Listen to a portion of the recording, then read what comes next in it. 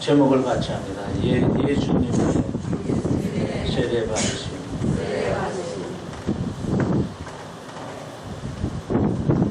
30대 초반에 엄마가 저희 교회에 나오면 마음이 아픈 것을 많이 괴로워하던 아주 안타까운 일이 있었습니다. 자기가 지금 이제 유치원 가기 직전에 딸이 자기 엄마 보고 막 울면서 엄마 좀 이제 그만해라 그만해라 그러면서 막 힘들어하는 모습을 보면서 자기가 자기 엄마에게 딱 그만한 나이 그렇게 막 외치면서 엄마 좀 그만해라 그러면서 많이 울었던 기억을 얘기하며 나 좀 제발 고쳐달라고 나 좀 제발 살려달라고 몸부림을 치던 그 엄마 생각이 좀 서른에서 예수님께서 이 모든 질고와 아픔과 고단함을 다 짊어지시고 이 땅에 오셔서 저와 여러분은 모든 흉악의 결박에서부터 풀어주시고자 이 땅에 오신 줄 믿습니다. 이제 희망과 소망을 가지고 달려가기를 원하는 첫 번째 설교였고, 그리고 이제 에스겔 걸작의 마른 뼈가 살아나는 말씀으로 우리가 새로운 결단을 했습니다. 일생을 힘써 달려왔는데 불행스럽게도 뭔가 가진 게 없고 이루어진 게 없는 그 빈배에 예수님께서 찾아오셔서 우리를 다시 너희에게 복이 누리시며 위로하시고 다가오셔서 해결해 주시던 주님을 우리가 또 말씀으로 생각했습니다. 종이 한 번쯤 생각해 보고 싶었던 것이 이제 새해를 맞이하여 우리가 네 번째 주간을 맞이하고 있습니다.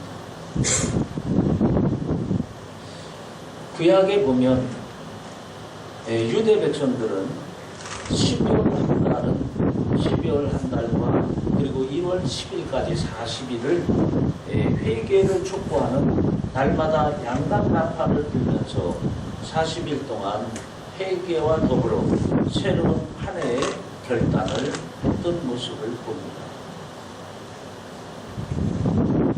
그런데 12월 한 달 동안은 사람과의 관계에서 잘못된 지은지를 회개하며 자기를 점검하는 계기로 삼았는데, 우리는 아까 얘기한 것처럼 어린 딸이 엄마의 그 지나친 여러 가지 잘되라고 그러겠지만 지나친 간섭과 잔소리와 또 때로는 자기 감정을 이기지 못해서 지나친 감정과 그런 것들이 우리 안에 상처다 더러 그런 이야기를 합니다.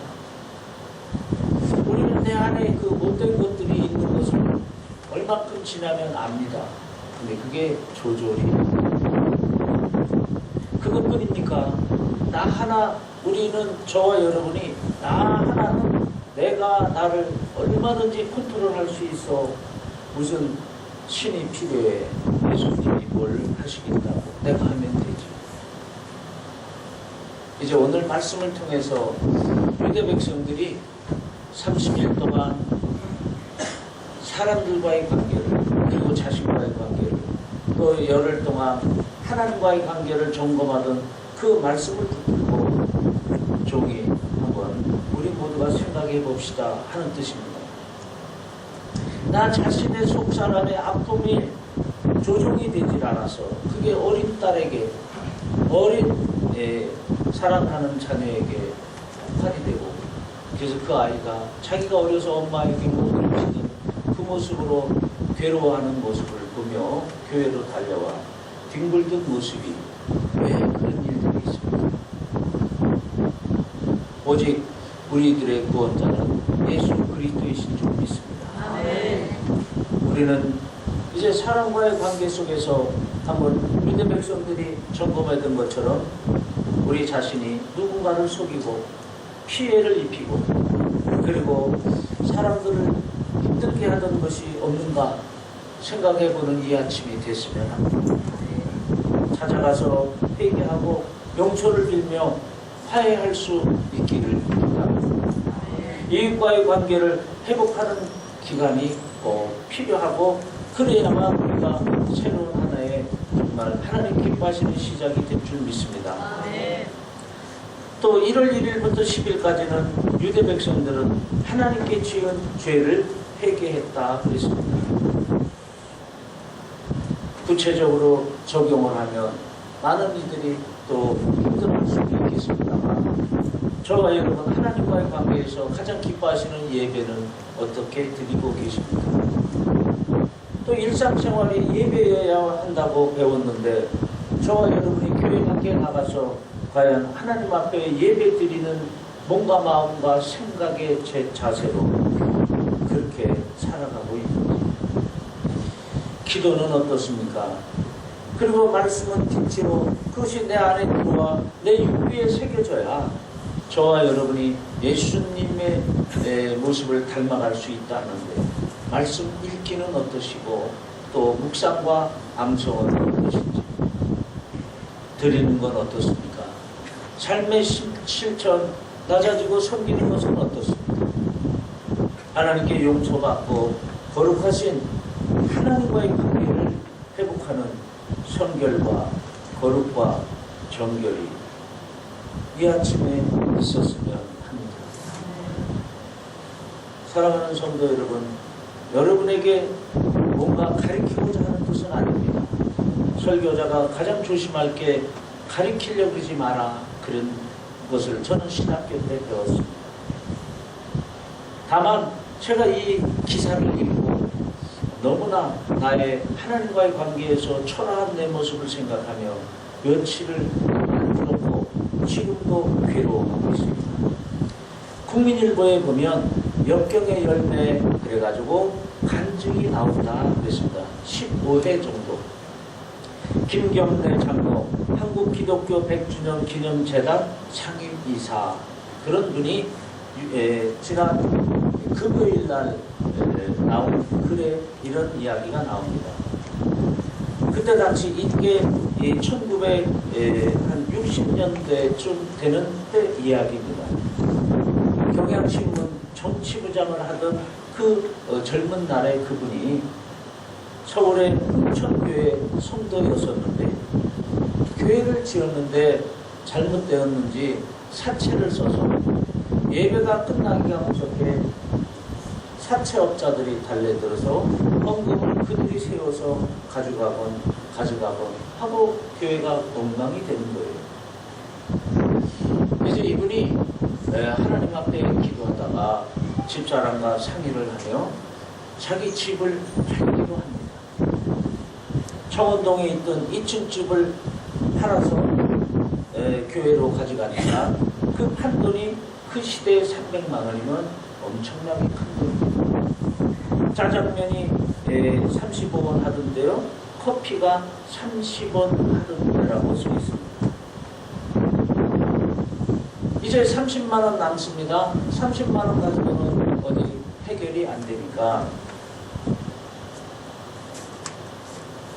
그 교회 지하실 수리가 다 안 됐으니 지은 것이 내부 정리가 안 됐으니 그 30만 원 가지고 내부 정리를 하고 지하실 그리고 당신네가 그곳에서 살기로 하고 교회로 들어갑니다.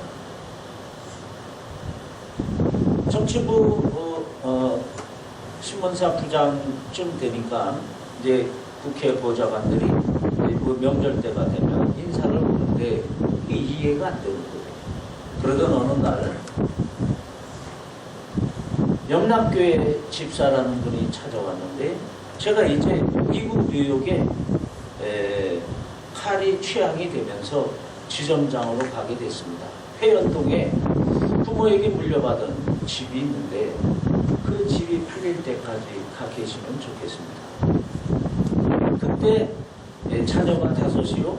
그리고 6으로 늘어나는 이제 신생아가 하나가 나왔고 그리고 장모님을 모시고 내외가 살던 그런 세대입니다. 이제 회원동의 집으로 이사를 해서 10개월쯤 있다 그 집에 600만 원을 받았습니다. 그때만 해도 미국에 돈을 쉽게 못 붙이죠. 그래서 나눠서 보내기로 하고 150만 원을 보냈는데 전화가 오기를 더 이상은 송금하지 말고 나머지는 마음대로 쓰세요. 너무나 큰 돈이고 놀래서 제가 사양을 했더니 제가 어려울 때 교회에서 도움을 많이 받았습니다. 이제 미국에서 자리를 잡아 그 돈이 아쉽지 않습니다. 교회를 위해 헌신한 집사님에게 주님이 주시는 상급으로 생각하시고 쓰세요. 이렇게 말하며 전화를 끊었습니다. 내가 집을 팔아 교회에 헌금한 돈이 270만. 그로부터 3년 뒤 아무 이유 없이 내게 주어진 돈이 450만 원. 나는 그때 깨달았다. 하나님의 섭리는 인간의 상식으로 예측할 수가 없다. 나는 교계 일을 할 때마다 세상 일을 할 때 내 부족한 지혜로 계산하기에 앞서 하나님 뜻이 어디 있는지 먼저 헤아리게 되었습니다. 여러분을 깨우치고 가리키고자 해서 전하는 게 아니라 제 자신이 엄청난 도전과 그리고 돌이켜보니까 이제 나이 45에 늦게 신학을 하고 도식으로 여기까지 오면서 과연 나는 하나님과의 관계가 얼마만큼 되었었을까 하면서 많이 아팠습니다. 여러분, 유대 백성들이 1월 1일부터 10일까지 한 달 동안은 하나님과의 관계를 점검했다고 했습니다. 이제 우리가 2014년도를 주님이 기뻐하신 대로 살겠다 하며 네 번째 예배를 드리고 있습니다. 우리의 예배의 중심은 어떤지, 기도 생활은 어떤지, 말씀이 6배에 새겨지도록 묵상하고 사모하는 마음으로 밤이 새도록 읽었던 경험은 있는데 지금은 어떠신지, 그 듣고 배운 것이 삶의 실천으로 예수님 닮은 사람으로 나타난 것은 어떤지,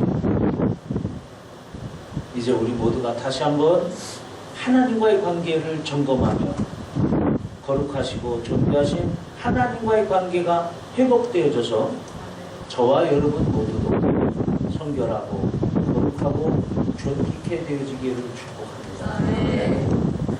우리는 많은 사람에게 상처를 주면서 그리고 내 욕망을 채우고자 너무나 추악한 세상을 살아가고 있습니다.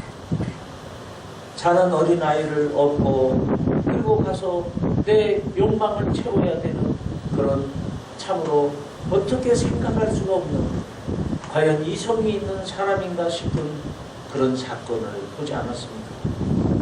내가 조금 뭔가를 가져야 되겠다고 아무 상관없는 사람들에게 폭탄을 던지고 여러 가지 테러건 얼마나 저와 여러분을 힘들게 합니까? 가진 자들의 행보로 투기, 빈익빈, 부익부 날로 세상이 가면서 높아지고 낮아지고 이 층이 저와 여러분을 힘들게 하고 있지는 않습니까? 그것뿐입니까? 우리 모두 서로 정죄하고 자신을 드러내는 삶을 살고자 우리는 얼마나 내 자신의 욕망을 채우려고 애를 씁니까? 이웃이나 가까운 가족과의 관계마저 우리는 점점 깨져가고 아픔과 슬픔이 우리를 더욱 힘들게 하는 혼돈과 무질서의 세상을 살아가고 있습니다. 오늘 말씀에서는 하나님과의 관계를 한번 다시 점검하고자 하는 뜻으로 전하고 있습니다. 하나님 앞에 나아가 가슴을 치며 나의 죄를 눈물로 회개한 옛날에 그런 추억은 있는데 과연 이 한 해를 다시 시작하며 나를 점검하며 하나님과의 관계를 점검하며 눈물을 흘리신 시간은 있었는지요? 한 해를 시작하며 하나님께 이것 달라 저것 달라 이제는 우리 좀 그만하고 먼저 하나님 앞에 나의 자신의 삶을 내려놓고 하나님 기뻐하시는 그 길을 가겠다고 한번 우리 모두 결단했으면 싶습니다. 모든 잘못이 내 잘못이 아니라 남의 잘못이라 탓하고 그리고 공동체 이외에 잘못 가정이나 직장이나 사업장이나 교회나 국가 또는 지도자의 잘못이라고 우리는 외쳐대고 있지는 않습니다. 이스라엘의 연말 연초의 이 40일간의 회개 기간 동안 또 특이한 것 중에 하나는 나의 잘못된 부분뿐이 아니라 나의 가족, 나의 공동체 식구들, 교회 식구들, 주변의 사람들, 이웃의 사람들, 민족의 지도자들을 가슴에 품고 그들의 죄까지도 회개하며 기도했다는 것입니다. 왜 그렇습니까? 우리는 하나의 공동체 민족입니다. 국가입니다. 가정입니다. 직장입니다. 사업장입니다. 우리 모두는 한 식구, 동료, 한 가족입니다. 그 모인 공동체에는 향기로운 포도주가 가득 담긴 항아리 같고 그것에 혹시 하루살이나 파리가 빠져 죽어 있다면 그 포도주가 아무리 좋은 거라도 아무리 비싼 거라도 우리는 먹지 않을 것입니다. 우리는 누군가의 죄로 인하여 여러분의 가정이 힘들어가고 있지는 않습니다. 여러분의 직장, 사업장, 사랑하는 교회, 조국, 강산 모두가 힘들어가고 있지는 않습니다. 그것을 우리 예배하는 저와 여러분이 먼저 깨닫고 그 모든 공동체가 더 아프고 더 나빠지기 전에 누군가 예수님처럼 십자가를 져야 되지 않을까 한번 생각해 봅니다. 그래서 우리는 나뿐 아니라 우리의 주변의 사람들, 특별히 사랑하는 가족들, 아까 얘기한 이제 5, 6세 정도밖에 안 된 그 딸 얼마나 뭔가 마음이 힘들었으면 엄마 좀 그만하라 외치고 있습니다. 이게 남의 얘기입니까? 아니면 우리들의 이야기입니까? 이제 우리가 다시 한번 가슴을 치며 하나님 앞에서 회개하고 은혜를 구했으면 싶습니다. 어저께 저희 교회가 저는 새벽 멤버들이 나오면 저와 여러분은 사명자입니다 하고 외칩니다. 왜 그렇습니까?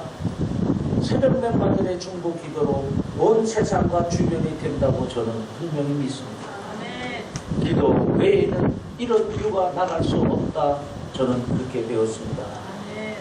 우리 이은혜 집사 이런저런 아픔과 고통이 해결되어 너무 행복하다. 그래서 어저께 16명이 저 산드랭가에서 어마어마한 대접을 받으며 서로 행복해 했습니다.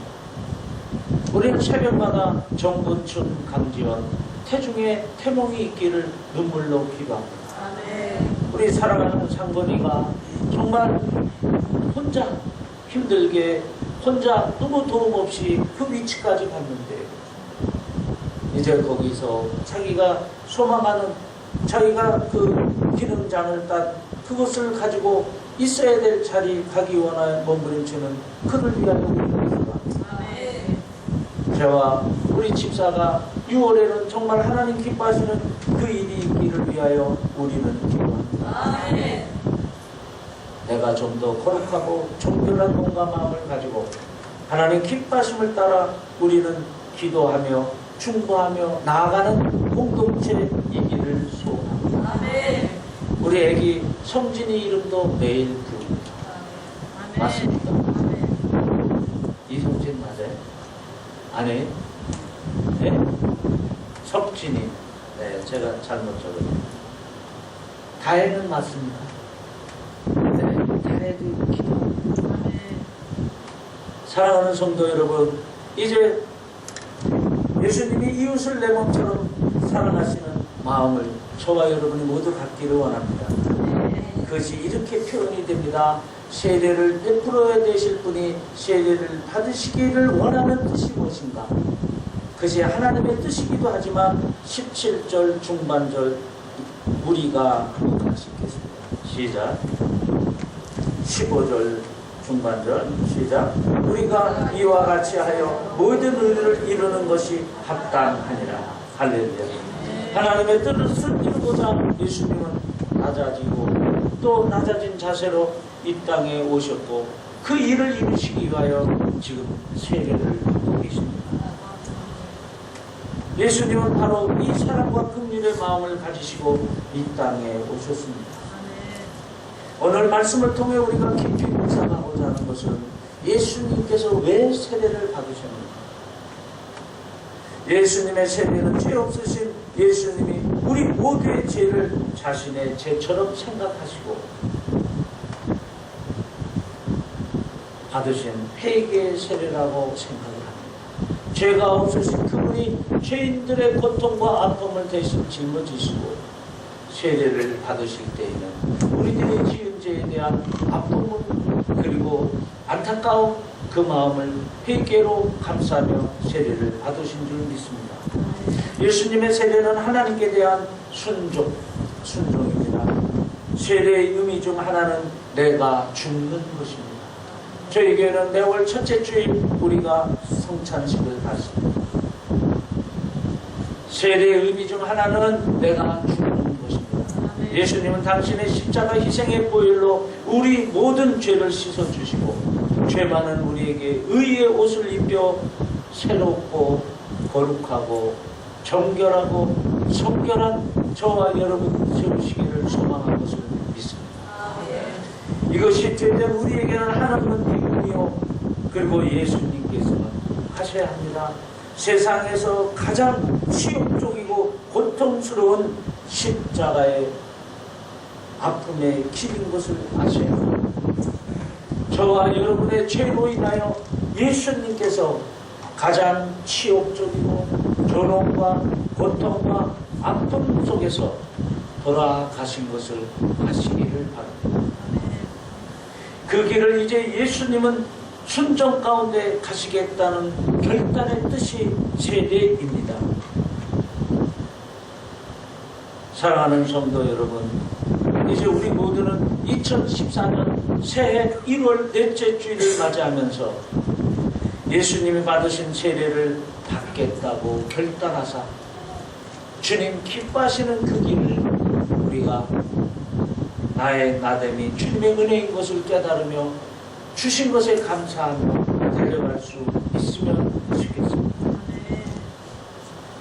여러분 자신만이 아니라 우리의 이웃과 교회와 모든 공동체를 사랑하는 마음으로 우리 모두 주변 사람들 가족들의 죄까지도 하나님 앞에 마치 나의 죄인 것처럼 회개하며 은혜와 용서를 구하는 우리 모두 중보자가 되기를 원합니다. 그리하여 새하늘과 새 땅을 이루어 가시는 축복된 영과 육의 만족과 그리고 환경의 만족이 2014년에는 가득하시기를 소망합니다. 우리 한번 생각해 봅시다. 우리 지나간 과거도 그렇지만 오늘 가만히 생각해 보니까 너무나 받은 게 많습니다. 너무나 감사할 게 많습니다. 이 모든 것들이 주님이 십자가에서 죽으심으로 인하여 우리에게 주어진 그 영광의 상급인 것을 느끼실 수 있으면 합니다. 이제 우리 그만 하나님께 내 영광을 구하기 이전에 이제 우리 그만 하나님께 나의 모든 것들을 채워지기 그 중에 우리의 성품과 성결로 인하여 그 노하고 무뎌진 그 마음에 가족을 한번 긍휼의 눈으로 사랑의 눈으로 미안함의 눈으로 감사의 눈으로 다시 바라볼 수 있는 그런 마음으로 그들의 아픔을 기도했으면 싶습니다. 하나님께 이제 내 영광을 구하기 전에 하나님의 영광에 우리 죽기까지 순종하며 감당하겠다고 결단하는 이 아침이 됐으면 아멘. 아멘.